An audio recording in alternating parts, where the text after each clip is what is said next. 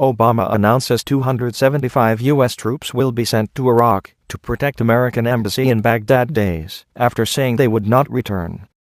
President Obama announced on Monday evening that U.S. ground troops, equipped for combat, are being sent to Iraq just days after claiming that no American soldiers would be deployed to the war-torn country.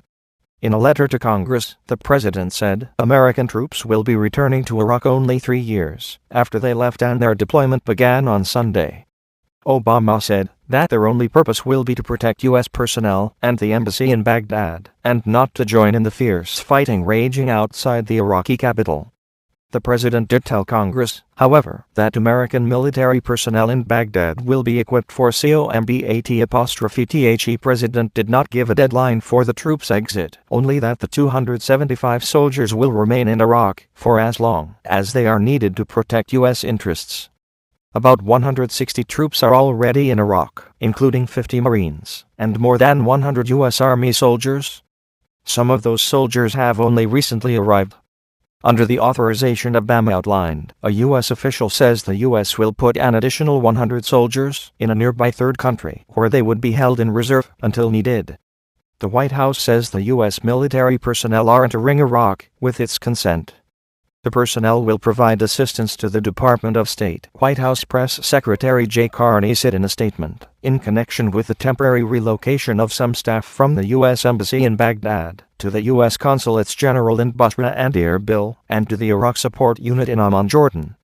The U.S. Embassy in Baghdad remains open, Carney added, and a substantial majority of the U.S. Embassy presence in Iraq will remain in place, and the embassy will be fully equipped to carry out its national security mission. Move comes as jihadists of the Islamic State of Iraq and Syria, ISIS, battle Iraqi security forces for control of a strategic northern town, and Washington weighs possible drone strikes against the militants. The ISIS fighters have taken control of a swath of territory north of Baghdad, in a drive towards the Iraqi capital launched a week ago. A White House official also said Monday that the Obama administration is considering the deployment of a small contingent of special forces to Iraq, specifically to help Nouri al-Maliki's government slow the advance of the Sunni insurgents. Obama has explicitly said American ground troops won't surge into the nation once patrolled by more than 148,000 U.S. servicemen and women. But sending Navy SEALs and armed Rangers into harm's way could help ISIS draw the U.S. into a series of firefights to which Obama would likely have to respond with greater force. Officials said, however, that those special operators would only be employed to help stabilize a collapsing security situation by assisting and training Iraq's regular and reserve army. Speaking on condition of anonymity, a U.S. official told the Associated Press that up to 100 special operators would fall under the authority of the State Department and would not be authorized to engage in combat. This important development comes as the Obama administration said it was willing to take the extraordinary step of talking to Iran about cooperating over the deteriorating security conditions in Iraq. Secretary of State John Kerry said on Monday that he is not ruling out potential U.S.-Iranian military actions to stem the advance of Sunni extremists. Kerry also said in an interview with Yahoo News that U.S. drone strikes may well be an option.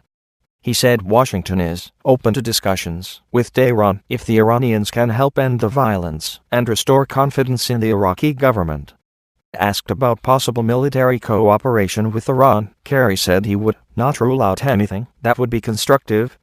However, he stressed that any contacts with Iran would move step by step.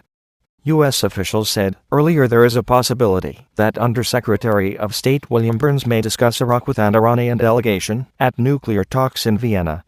But Senator John McCain said any alliance with Iran would be the height of folly. We're open to discussions if there is something constructive that can be contributed by Iran, if Iran is prepared to do something that is going to respect the integrity and sovereignty of Iraq and ability of the government to reform, Kerry said.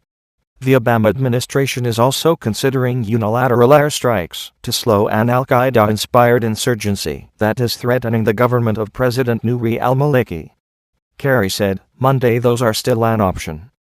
They are not the whole answer, but they may well be one of the options that are important to be able to stem the tide and stop the movement of people who are moving around in open convoys and trucks and terrorizing people, he said. When you have people murdering, assassinating in these mass massacres. You have to stop that, and you do what you need to do if you need to try to stop it from the air, or otherwise. Those categories now appear to include both air and sea options. In addition to the USS George H.W. Bush aircraft carrier, the U.S. Navy has moved the amphibious transport dock ship USS Mesa Verde into the Persian Gulf. That vessel carries Osprey combat helicopters. The Obama White House has preferred a diplomatic approach to Iran, rather than a more aggressive foreign policy posture, while Republicans in Congress have consistently argued for a tougher line. With Iran stepping in as Iraq disintegrates into a religious sectarian civil war, America may find itself embracing Obama's position by default instead of talking about red lines and new avenues of international sanctions.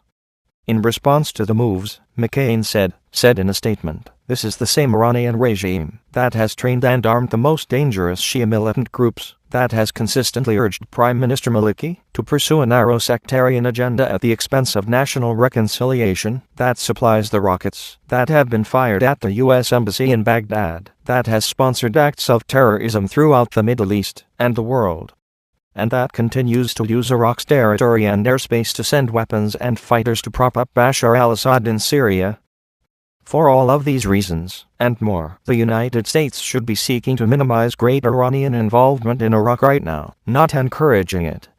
That means rapid, decisive U.S. action to degrade ISIS and halt their offensive in Iraq. Iran has reportedly sent as many as 2,000 men from its Quds paramilitary force into Iraq to bolster defenses around Baghdad and try to turn back the ISIS advance.